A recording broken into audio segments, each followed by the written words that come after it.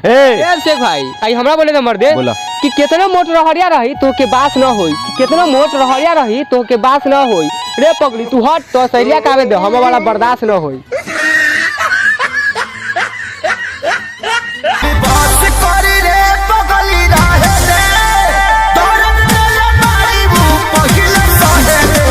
खेसारी लाल के जौन दर्द दिली वो पवन के साथ ना करिया कि जौन खेसारी लाल के दर्द दिली वो पवन के साथ ना करिया।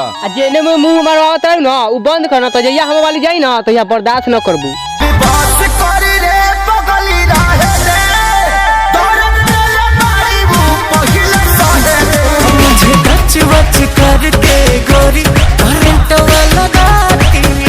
तोरा नाम से नफरत बा ओहू के मिटावे दे कि तोरा नाम से नफरत बा ओहू के मिटावे दे। अरे पगली जे तू दर्द देले बारे ना ओहू के तब भुलावे दे। रे अब डायलॉग खत्म भइल, बजाओ खेसारी भाई के पगली संग।